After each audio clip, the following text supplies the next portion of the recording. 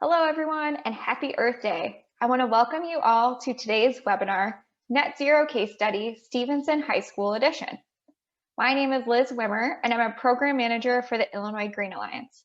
Today's program is being hosted in partnership with the Illinois Green Alliance and the Chicago Living Future Collaborative.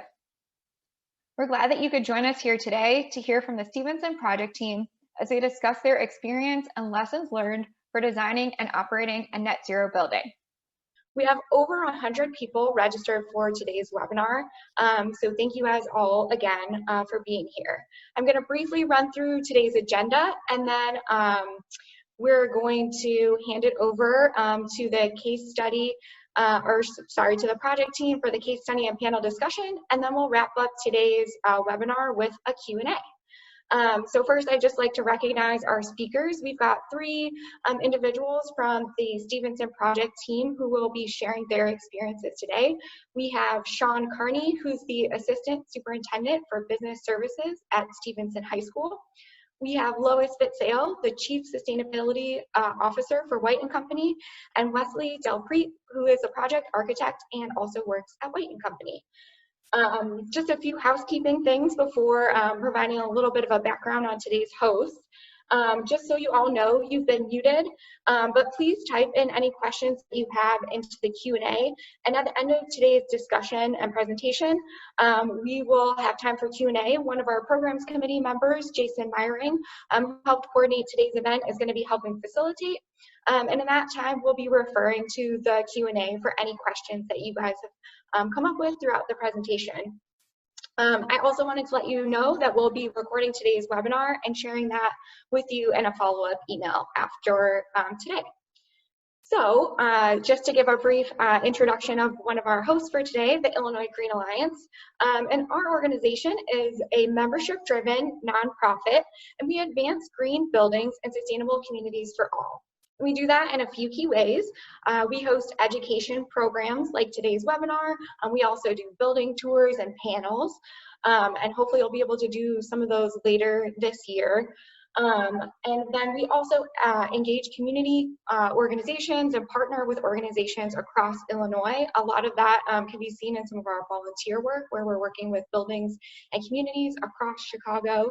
And we also advocate for new policies and legislation. And a lot of our work really has been impacted by our EPIC challenge. Oh, sorry, can you go back really quick, Sean? Sorry. No problem. And our work over the last few years has been inspired by our EPIC challenge strategic plan, which is inspired by Project Drawdown and 100 existing strategies that, when implemented to scale, will help draw down carbon from the atmosphere and reverse global warming. And so we're putting on a lot of education programs, and actually we've got one upcoming program next week that I hope you guys will all consider attending. It's free, and it's also a webinar happening during the lunch hour called Climate Action in Your Community, where you can learn about carbon reduction solutions and actions that you can take in your own life. So I hope you guys will check out our event calendar at illinoisgreenalliance.org for that and other upcoming webinars and programs. We're also hoping to do some more net zero case studies. So I hope you'll keep an eye out for those upcoming programs. And then, as I mentioned, we're also partnering with the the International Living Future Collaborative and the local Chicago Living Future Collaborative on this group.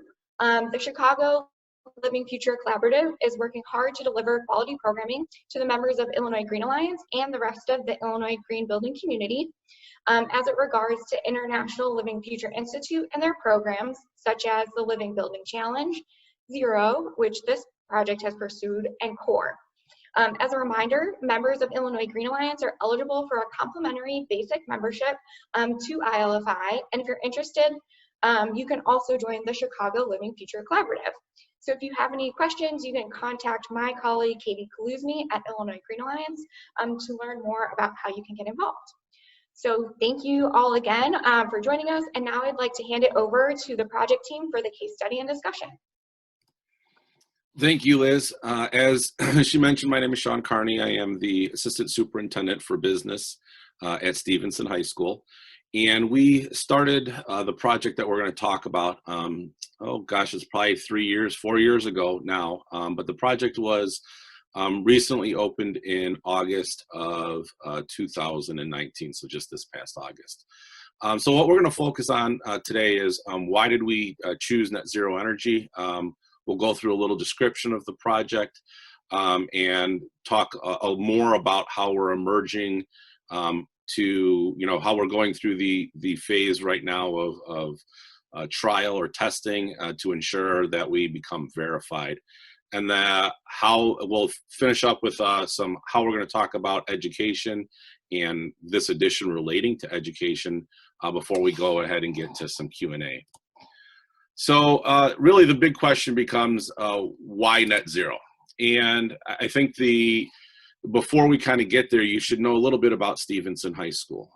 We are a single high school district. We only have one school in our building, but our building is just under 1 million square feet under roof. So it's fairly big. We have 4,300 students, 550 faculty, probably another 150 to 200 contractors that are on our site every day. So, we kind of look at ourselves as over a 5,000 person building. In fact, during this pandemic, we're concerned because we're basically the largest restaurant in Lincolnshire.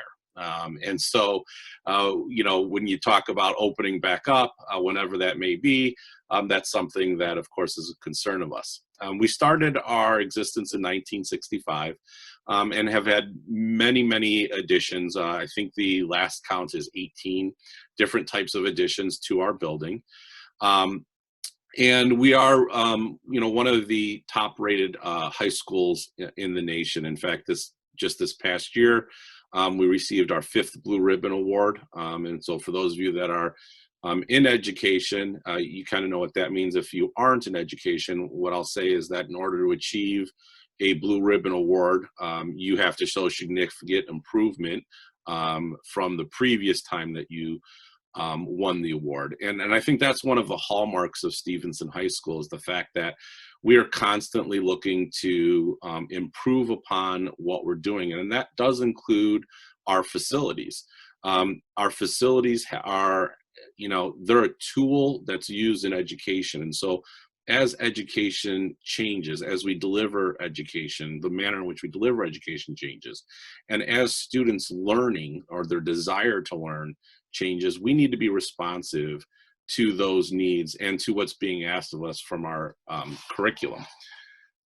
So how did we kind of get here, I guess, is the question for net zero. And this is I'm just finishing my 24th year at Stevenson High School. I started there as a teacher, and obviously now I'm an assistant superintendent. But I remember we have several different, I guess, if you want to call them, some are organizations, some are events, but over time, the students push us. And, you can start with something as simple as single stream recycling. We didn't want to have to separate everything. And our students were yelling at us because there was cross-contamination in our recycling. And so we kind of evolved through our recycling program. And then they pushed us to continue to say, well, we want to do composting, right? So, and not only do we want to compost, but we want to do more than just like the food scraps that are left over. One of the fears was that, a student would finish their lunch and then they would have to scrape off their plate and get the food scraps into a bin and then put their utensils in another bin. And so as we talked through this, not only with the students, but then also with many of our vendors, we basically said, well, we like to call this organic recycling because not only are we recycling our food scraps, but much of the serving utensils, so the forks, the napkins, the boats, the plates that we serve our food on are all compostable, even the cups that we use. And so we kind of do that. Our students push us in homecoming week. We have contests and we raise money for our charities. We have a give-a-thon program, around the holiday season where we feed and provide presents for over 350 families.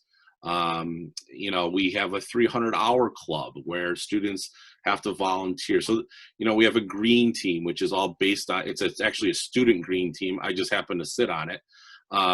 And then, they push us on all sorts of things. We even added a peaker plant many years ago to try to use energy.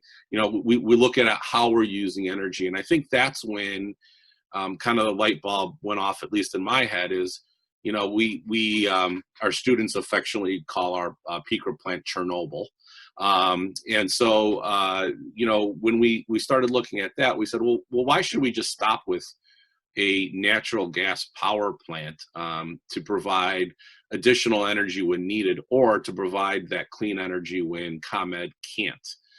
And so we kind of took that into consideration. And so over time, these are some of our environmental accolades that we've received. In 2011, we were the first high school to achieve a LEED Gold certification for existing buildings. We then went through the recertification process in 2016, and that was right about the time that we started the conversation on this edition that we're going to talk about today. So when we were going through that conversation, we realized that we wanted to continue to recertify our campus, at least on a LEED level, for years to come. So if we added to our building, we wanted to make sure that any new additions were LEED certified as well. And what you'll find out as we kind of go through this is more than just a building, right? We look at our building and our facility as a tool that can help teachers. It can help teachers in the classroom. It can help students relate to the theories and the concepts that are occurring, that they're learning about, whether it be in their science class, their foods class, their special ed class. Often, and when we started this process, we weren't really any different. We thought, this would be great for our science teachers, but really only science, and it couldn't be farther from the truth. We have teachers from all disciplines asking to partake in some of the data that's being collected in part of this building, because they can use it in math class for ratio analysis. They can use it in our business classes as a model to talk about how effective or ineffective this is. As I mentioned, our special ed and science and foods classes, as well as our fine arts classes. And so you'll see how we kind of incorporate all those as we continue to evolve through this. And so just to familiarize yourself with Stevenson, here's a rather large look at the campus. And the addition started out really as a need for additional classroom space. We had, we had about 4,000 students. We knew we were going to go up to 4,700 students. As it turns out, our demographers are continuing to show growth, and so we're now projected to top out in 10 years at 4,900 students. So we had to build some classroom space, and we had a couple of areas that we could do it on our campus. We are landlocked. And so when we look at our campus, we ended up on this yellow shaded area, creating almost a C addition to a letter C addition to that existing square. So now it almost kind of looks like a small figure 8, if you will. And as I mentioned before, we do feed, while we are in Lincolnshire, we actually feed from 17 different communities. But our largest communities for sure are Buffalo Grove, Hawthorne Woods, Killdeer, Lincolnshire, Long Grove. Those are all the ones that we typically feed into. And then on the lower left, you could see that's a big version of our district map. So we basically, if anybody's familiar, we go from we go from Lake Cook Road north all the way up to Vernon Hills, and then we start at the tollway and go west all the way to Old McHenry Road or Quentin Road, depending on where you are. So as I mentioned, our primary goals for this project were really to kind of handle rising student enrollment. However, we instructed, or we worked with Wight and Company, say we really want to know, like, what's the next learning space going to look like? And so we have a great relationship with Wight, because it's a push and pull. They will give up. We'll tell them like, hey, these are some things that we want. Then they'll pull some more questions out of us, and then we'll continue to push against them, and they'll push against us. And then we really get to, well, what is next? Where are we going? And so, we ended up with about 57,000 square feet of building space, dedicated to science and world languages rooms.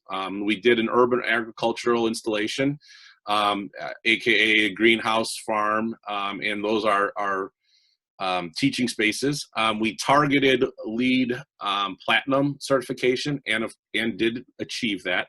And as I previously mentioned, we are also in the performance period for net zero energy.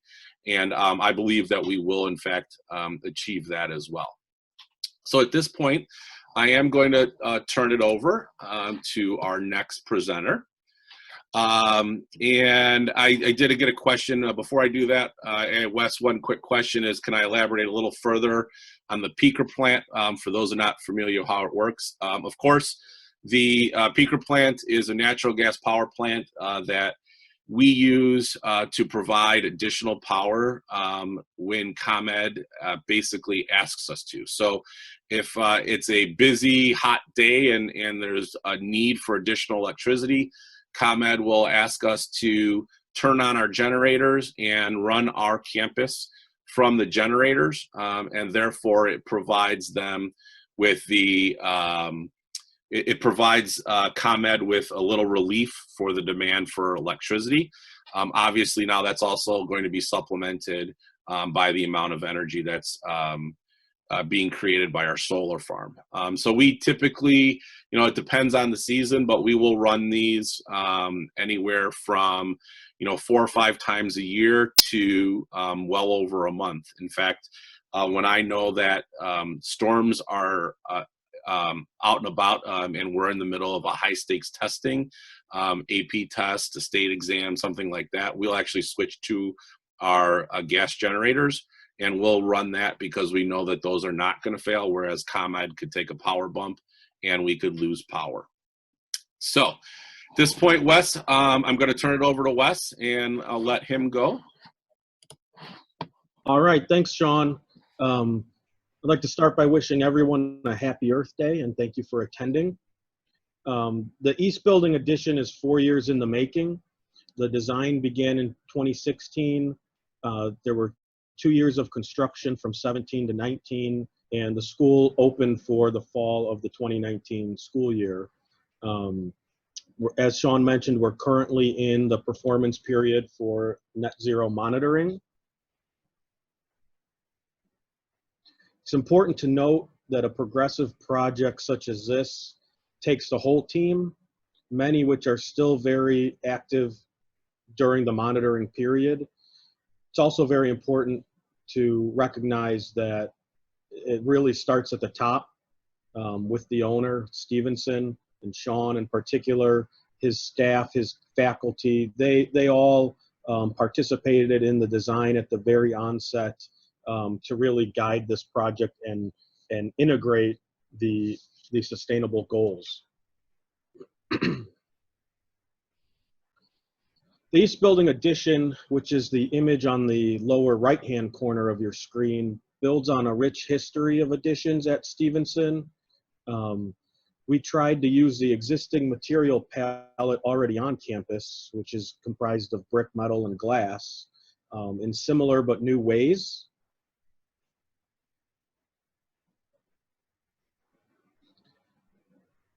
Here we're looking at Stevenson's campus from the northeast corner.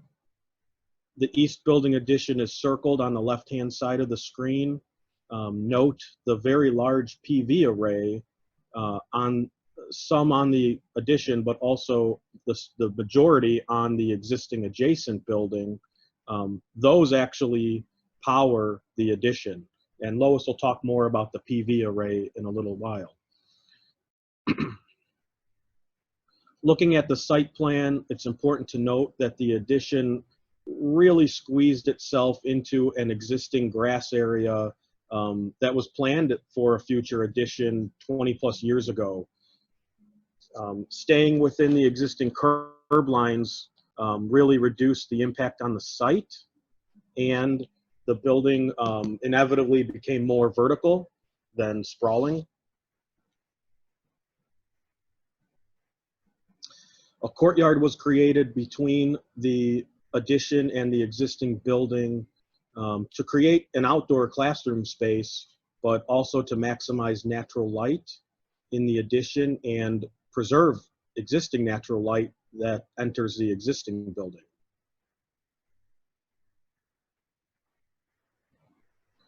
The floor plan of the building is a simple C shape that plugs into the existing building corridors and is comprised of a single loaded corridor and classrooms, both of which line the new courtyard. But the term corridor is really an understatement. Here you're looking at the first floor corridor, a rendering in design. And here's a photo of the completed corridor from the other direction. But all three levels of the classroom addition have unique corridors that provide informal collaboration space and extensions of the classroom. Moving up to the second floor, this floor was pretty much dedicated to world language clubs. The next slide you'll see, or world language classrooms, I'm sorry, not clubs. The next slide you'll see is one of the typical world language classrooms. And here's a photo. Most of these rooms kind of get decorated and they take on the cultural environment of the language that they're teaching. And this is the corridor outside of the second floor. An abundance of natural light and two-story living walls make these spaces very popular amongst the students. Here's a rendering followed by a photo. And now we move up to the third floor. The third floor is completely dedicated to science. It has 5 science labs. And a rendering of the design, typical science lab, and the final outcome. And looking at the third floor corridor, this became an extension of the lab. It's different than the first 2 floors in that there's a terrazzo floor which provides much less friction, as well as floor openings so that physics experiments could spill out into the corridor. You know, the divider strips in the terrazzo are even a meter apart, I believe, is the spacing, so that, you know, the building itself is a ruler and they didn't have to tape out any of the metric markings.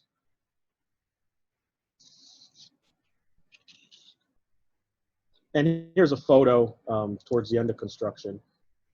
Next slide, Sean, that's fine. One of the most unique parts about this project is the rooftop. From the onset of the project, the science department really championed this idea of making it an education space and an outdoor lab.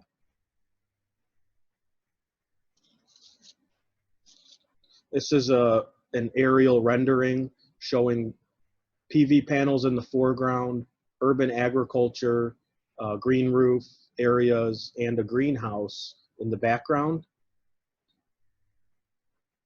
And this slide shows it's photographs of what you saw in the last slide: greenhouse, farming area, the natural native Midwestern prairie, and even ADA farm tables. An idea that Omni Ecosystems, our green roof consultant, the designer on this project, really pushed for and seems to have been a first.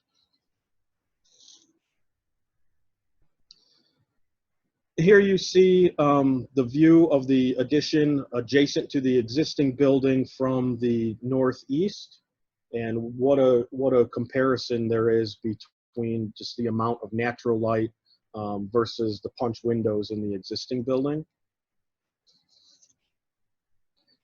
And I'll end the tour with a similar slide from the southeast. You know, again, you can kind of see how we played with the same material palette, but really tried to maximize natural light and control that light with different types of glazing, as well as some vertical fins that you're seeing on the east elevation near that street. And with that, I will hand it off to Lois. And Lois, before we get going too further, I do want to know, just note, there is a question out there about the PV array. Is it powered by medium voltage or low, and does it involve a transformer down to 208 or 120? And I think, Lois, you'll be talking about that as we move forward. Is that correct? I am texting right now with our electrical engineer, Tony Selentrup, to get you that answer, because I'm an architect. So thanks, Sean, for pointing that out. Okay. So hi, everybody, and happy Earth Day. I am happy to be with you today and couldn't be happier to spend the day talking about a project that's powered by clean energy. So I am going to talk to you about the net zero energy aspects of the project. Starting with the architecture. Here is a list of the R values. The roof is pretty typical, as are the walls. The exterior walls, the opaque parts of the wall are an R18, higher than code, but not extraordinary if you consider passive house. The roof R30. On the vertical fenestration, we chose glass types very carefully after extensive daylighting, and really the energy wasn't as much of an impact as the actual trying to mitigate glare. As you saw, there's quite a bit of glass in the project. The window to wall ratio is 43%. You might think it's more from the pictures, because it certainly looks like a much higher percentage of window to wall ratio, but it's certainly above the 30% that is recommended in the current IECC 2018. The VRF system, the mechanical system, is also not necessarily groundbreaking. There's lots of projects today that are segregating the outside airstream from the interior controls in order to downsize the amount of outside air that has to come in. In this project, we have VRF in all the occupied spaces. One of the attributes on the VRF system is that there is ionic filtration in all of the VRF units, and we are actually using the DOAS, the dedicated outside air, for those of you who aren't mechanical engineers like me. The DOAS units actually are providing some level of comfort and used to condition to the spaces to a certain temperature, and then the VRF takes over and does the bulk of the work. That helps to both enhance thermal comfort in the classrooms as well as maximize the energy efficiency of the units. And the ionic filtration on these VRF systems have a tendency, I understand, to mitigate VOCs, but it also does help to lessen the amount of outside air you need in the spaces, so that there is an efficiency benefit as well. There's lots of electric unit heaters in various parts of the building where you would expect to find them. All of these are controlled. They're not controlled, they're all signaled back to the BAS system. And if there was a lesson learned, we really have wished that we had put controls on them such that, and in point of fact, we're now working on putting some controls into place so that the temperatures can actually be moderated, because the real magic in this system is the controls. So there are lots of points of controls, and the BAS system is really working hard, and as well as the monitoring, which I'll talk about in a minute, to really diagnose the system and make it very versatile depending on what's going on in the building at a certain time and what's going on outside in the weather. So if we can go to the next slide, which you're not going to be able to read. So please don't think you're trying, you should be able to. This is a pretty extensive study that we did when we were first looking at putting living walls in the corridor that you've seen pictures of. Originally, we wanted to do 3 2-story living walls.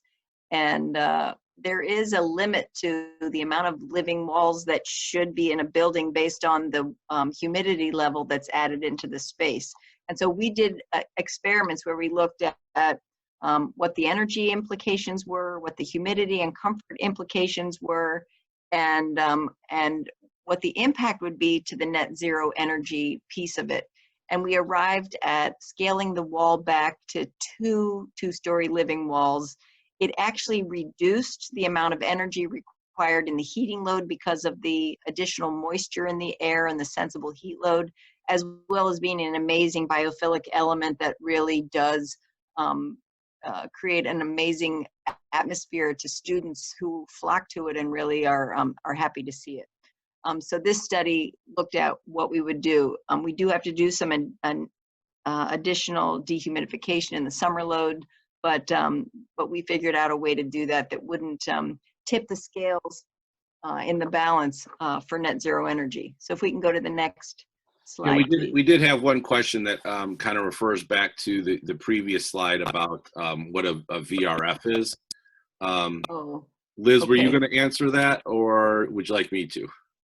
No, I was just trying to copy that answer into the box, so thank you. Got it, yeah. So VRF it does stand for variable refrigerant flow, and again, I am I'm an accountant by trade, but from what I understand in all the various contractor meetings that I've been a part of, this in essence allows us to heat and cool individual rooms or sections without having to use a full chiller-based or boiler-based system. So in essence, it's circulating a lot of the existing airflow that we have and allows us to control that temperature within a couple of degrees. We did get another question too about was there consideration given to avoiding bird strikes when we did the design process? Yeah, and the answer to that is no, not in this case. You'll see that the courtyard is really an enclosed space. I'm not an expert in bird strikes, but between the parking area being close to the building, I'm not sure what kind of habitat is directly around the building that would create that as a danger, but I don't want to say that. Can we hold questions until the end of our conversation so we can get through the material and then circle back? Of course. Oops. Okay, so let's talk about for a minute. You know, if you haven't worked on net zero projects, probably one of the first questions you're asking yourself is, Illinois, solar power in Illinois, does it make sense? And the answer is, if you look at this map, you can see in the bottom right-hand corner of this graphic a map of Germany. And the colors are the amount of solar energy that's available. And it is actually about the same as what's available in Alaska. And then if you look at a map of Illinois, you'll see that it's a much higher amount of solar power. And we think of Germany as being sort of out there in terms of solar power and clean energy. I do know they have a lot of wind power, but they have a lot of solar as well. Illinois gets an average of about 4+ hours of solar energy every day. And so it is absolutely a renewable energy source that's we can take advantage of. So if you can go to the next slide. So what is a net zero energy building? There's lots of debate about exactly what it is. And our definition follows that of the Department of the Environment, where the building does not meet its total load at every minute of its operation. But if you look at the building on an annual basis, the solar power overhead generates as much energy as is being consumed in the building beneath. Actually, in this case, it's not exactly beneath, but I'll explain that in a minute. So if we can go to the next slide. So there is a difference. There are projects that are talked about as emerging and projects that are verified. A project isn't considered a net zero energy building until there are 12 consecutive months of reporting that has happened that shows that that energy budget is being realized. Projects that are in the middle of getting from emerging to verified are in a performance period. And so right now, our project is emerging, and we're working hard on the performance period to get it to a verified status. The project was really made possible by a grant from the Illinois Clean Energy Community Foundation. And if you don't know about ICECF, I encourage you, if you're interested in net zero, to go to their website and look at their net zero energy program. This project was the beneficiary of $1 million grant.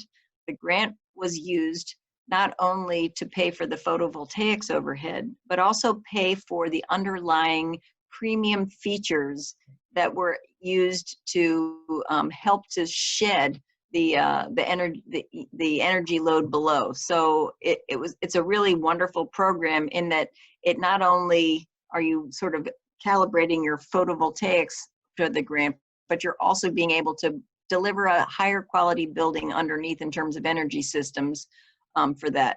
The grant does have a requirement for underlying certification, and there's 2 paths to that currently. One is through ILFI. Liz talked to you about that in the beginning, and this project is pursuing net zero certification through ILFI. It also, passive house would be available, but that with a window to wall ratio as high as we had, that wasn't going to be possible for us. So if you could go to the next slide. So some of the ramifications of that net zero certification through ILFI are as follows. We were not allowed to use fossil fuel in this edition. So it is an all electric building. We did get an exception for the emergency power because there is gas infrastructure, as Sean explained to you, available to the building already.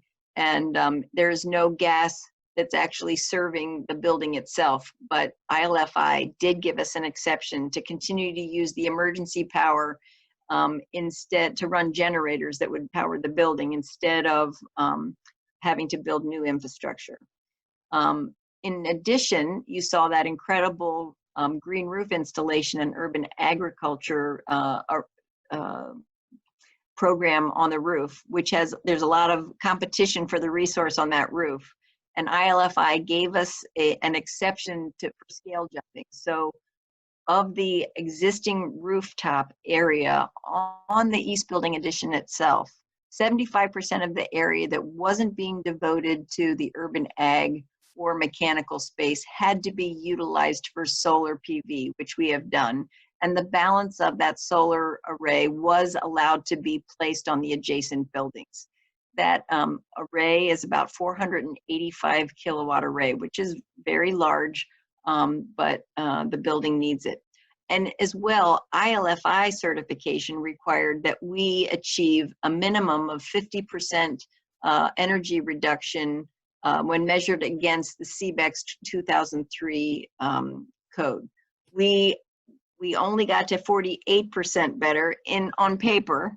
And I have to say, I've learned a lot about the difference between on paper and in reality when it comes to net zero. But ILFI looked at our program, looked at what we were maximizing, and approved our design before we moved into construction and as part of the grant, because there's a requirement to actually provide a letter from ILFI saying that our project is likely to achieve net zero based on their review of our project. Next. So this is you saw this earlier, this picture, that's just the size of the array, and you can see the field of solar panels that are used in feeding the power in this East Building addition. Next slide, please. So I talked to you about net zero energy buildings. I talked to you about solar power available in Illinois. This is a map that is available on a database from National Buildings Institute that shows all of the net zero projects in the country.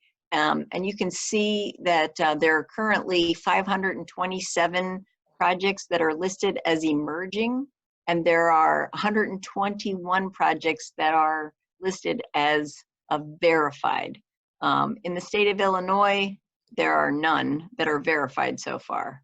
There are 12 projects that are emerging and none that are verified to date. 4 of them are emerging are projects that Wight & Company have designed, and Stevenson is one of the 4.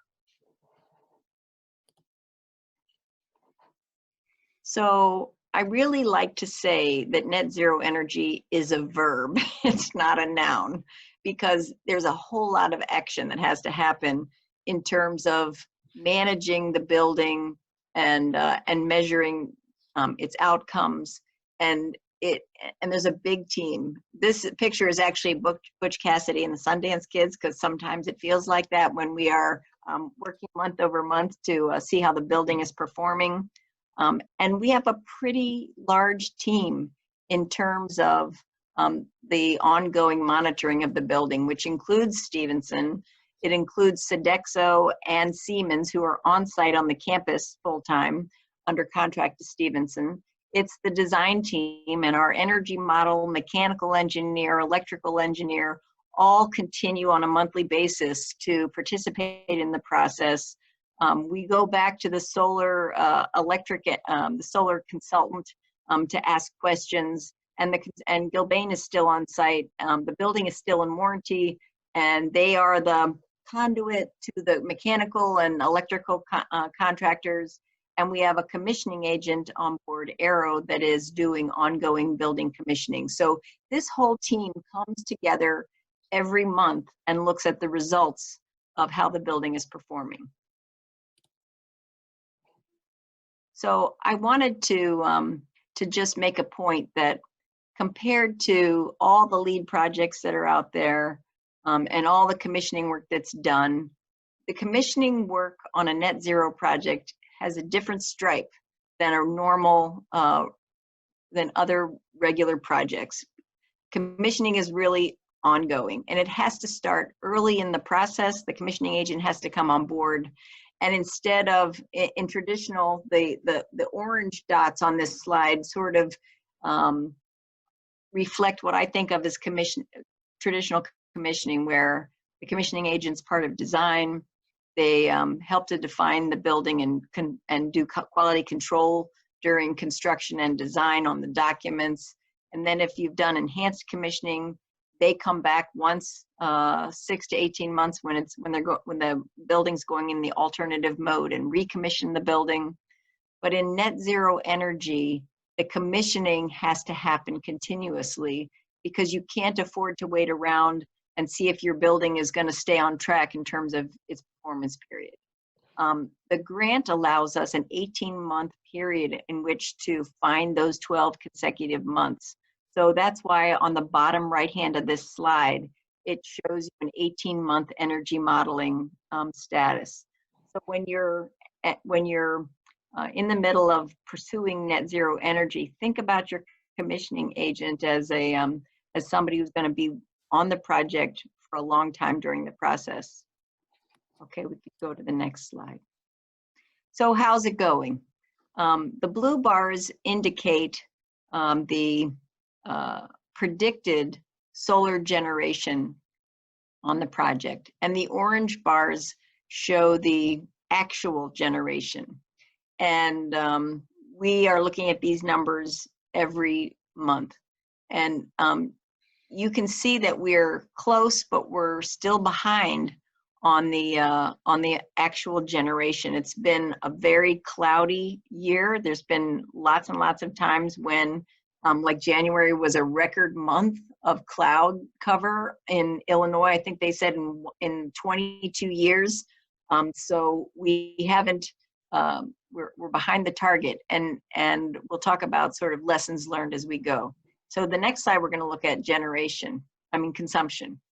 On the consumption side, again, the blue bars represent our predicted assumptions from the energy model, and the orange bars represent the actual. You can see that we're fairly close, but we are getting closer. And you can see in the March numbers, we're actually a little bit behind the predicted status, but that got a bump because of COVID-19. So middle of March, the school was declared off for all schools in Illinois, Stevenson among them. But it takes a while for the controls to catch up. So this is really toward the end of the month. The building was actually changed in set points, and so you can see that we're tracking. But we've been tracking these and making adjustments every month. So if you can go to the next slide. I really like this slide because it helps you understand order of magnitude. In the metering for the building, we're metering all of these inputs. We're metering the PV loads, which are the green bars on the bottom of the charts, and you can see how varied the PV generation is from day to day on a project. This is just 30 days, it's not the whole period. And it shows you how much more energy can be generated on a sunny day versus a cloudy day. So we can have very low levels of generation on a cloudy day, and then optimal results on a bright sunny day. So this process makes you really think about the weather. On the top side of that bar, you can see that the HVAC settings are really they're the biggest load, right? So you have a very well daylit building, and we've almost turned off the lights on some of the upper levels of the buildings in the corridor spaces because they're so well daylit that they don't really need any supplemental lighting. So that the yellow bars are the lighting load, and the black is the plug load. The plug load have been a surprise to us. They've been higher than we expected. In some discovery process, we found there a 3D printer running over the weekend, and but we think that there were some plug loads we didn't anticipate. But this is the composite that we study, and all of the Butch Cassidy and the Sundance gang that's in the room every week are looking at recommissioning the building, setting back set points, looking at how long it takes for the building to warm up, looking at weekends and finding a baseline. And with COVID-19, there's a question about whether or not it's a true net zero fair reporting. And so we may end up starting the performance period again, depending on what the foundation decides, because it's really not a fair picture of the building if there's no occupancy in the building for a time. But the benefit of what's happening in COVID-19 for the building is that in setting the building in an absolute unoccupied mode, there's no such thing as turning off a building, because you have to keep the pipes warm and you have to keep mold from not growing and etc. And you have to have some emergency lighting. So, but we're able to find what an absolute baseline is from the energy, and then build on what the occupancy scenarios are. So if we can go to the next slide, please. So you can see we're looking at what in this slide, we're looking at what the actual PV meters are and what the percentage of the PV use is to the consumption. And you can see that in August, we had 127% of the power being met by the solar. And then you can see the bell curve dip, where in January, we only 12% of the energy underlying the building was met by the solar overhead. So that you would expect, and you remember that curve from the blue bars on the consumption side, and that this is what we expect to happen. So it's at least nice to see that we're following the right curve. So next, please. So here are some lessons learned that I think can help to inform anyone who's considering net zero. So the energy model is so important because it's the thing we're measuring against every month. And it's not a perfect science. It's kind of science and art. And the owner is a really important participant in that process. The owners have to buy in on all the assumptions that are in the energy model. The assumptions have to be realistic. They have to not be like what you wish will happen, but what you think will actually happen. Savings from daylight harvesting are really hard to quantify. While code says you have to do daylight harvesting, to really say how that's going to impact energy use for lighting in the building is tough to actually harvest and put into the energy model. So that means that you'll have a little extra margin in your energy from the daylighting perspective. I talked about commissioning, so I don't need to talk about that again. During construction, we really hope that you would have a controls integration meeting, because it's possible that the lighting metering and the PV metering and the if there's gas or electric, or the HVAC metering and where the points of controls are, really need to be designed in, and all the trade contractors and the different metering parts and pieces need to be integrated so that the process will work well.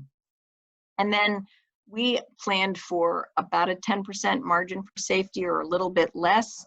And I would recommend that we should have had more like a 20% margin of safety. That means excess PV power for the predicted energy loads, because you saw the curve that the PV generation was below and the HVAC a little above. We're working to calibrate those down so they're closer to actual, but we're not the weather. We can't control everything. And so we would hope that we're actually a little higher in terms of that. In terms of occupancy, you have to have a shakeout period when you're getting the building going, because no building ever gets turned on and operates perfectly. Sean, do you want to talk about these owner side occupancy issues? Yeah, I did. So, the one thing is what I've witnessed and learned from this process is that, sometimes our buildings are used in different ways than we originally thought. And so when we started the process of kind of going through and figuring out, well, are we going to meet this or not?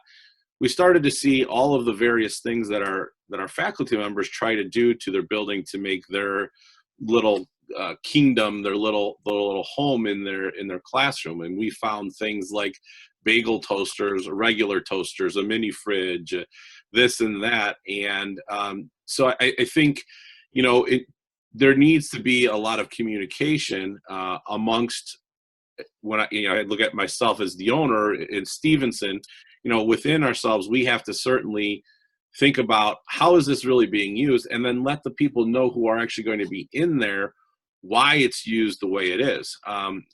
We don't have any gas in the particular building, so we talked about, well, how are we going to use hot plates instead of gas, and what's the safety involved with that? So there's lots of things that you have to think through in terms of what you're going to do or how you're going to occupy it and who's going to occupy it, because I think the what you have planned and then what the teachers and the staff might actually be doing could be two different things. Thanks, Sean, can we go to the next slide? Yep.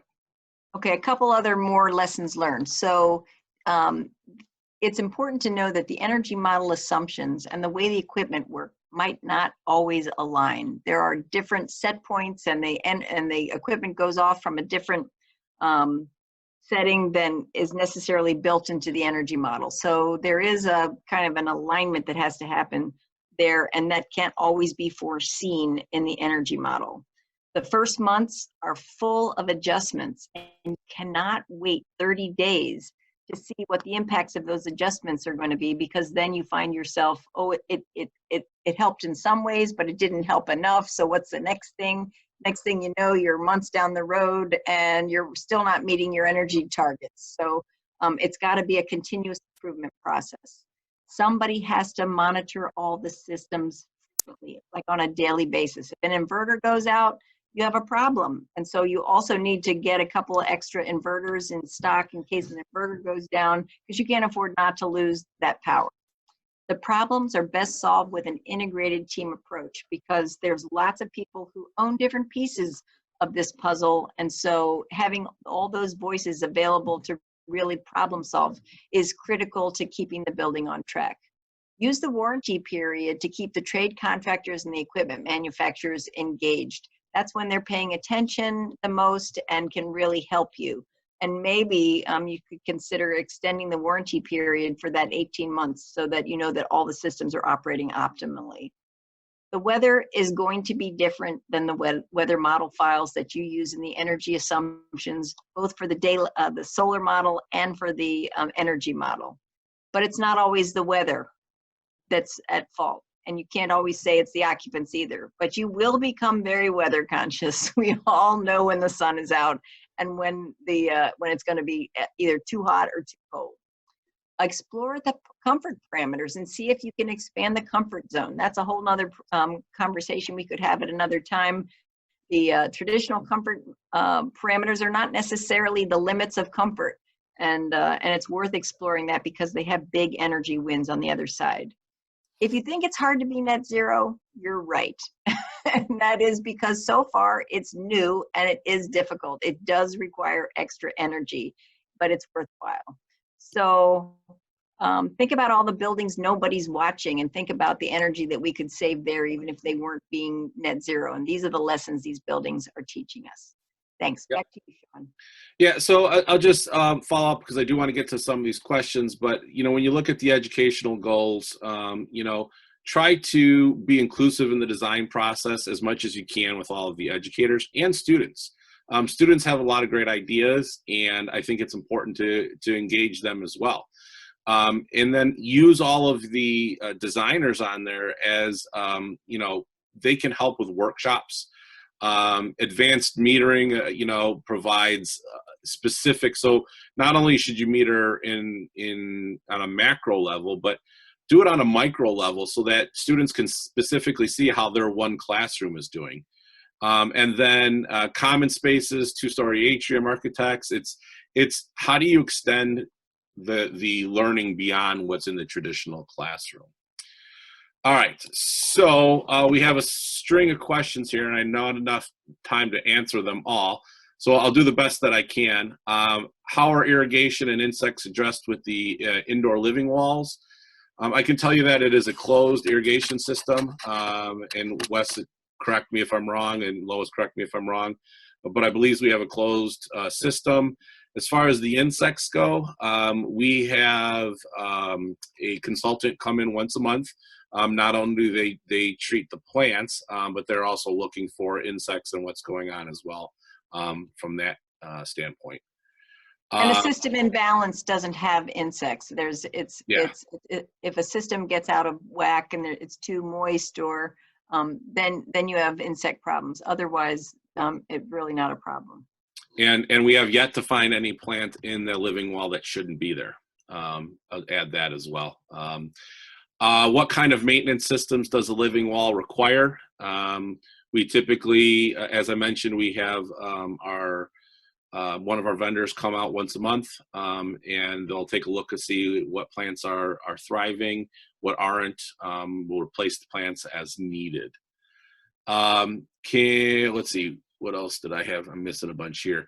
Can you make budget information available, capital investment, ongoing operations as a follow-up session? Sure, I can do this. The broad picture, this was a $27 million building, excluding the $1 million grant, and we did come in under budget. If the building has to be all electrical, does the project include battery storage? We talked about that, but it does not. It would require the battery storage required to operate that building. I think we worked with the electrical engineer, and it was to the tune of about 13 semis worth of batteries. And so we did not have that. We did not do that. Can I add something there, Sean? Sure. Yeah. If you're pursuing net zero certification through ILFI, you do have to have some battery storage for emergency power. What that is it's not 100% clear. When Sean talks about battery storage and that size of array, he's talking about running the entire building as business as usual, but ILFI does not require that. Yeah.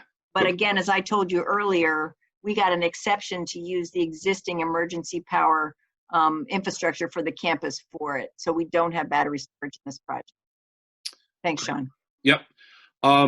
So Liz, I'm going to ask for a little advice. I know it is 1 o'clock and people have a lot of questions. My general thought is perhaps since we're recording this, in addition to attaching are sending out the recording, perhaps we could type up all of these questions and then answers to them as well and provide that in addition to the recording.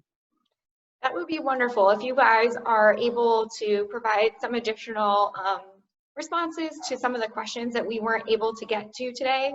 I think that would be great to include that as a follow-up to today's presentation. Okay, perfect. I guess with that, I'll turn it over to you, Liz. Thanks, Sean.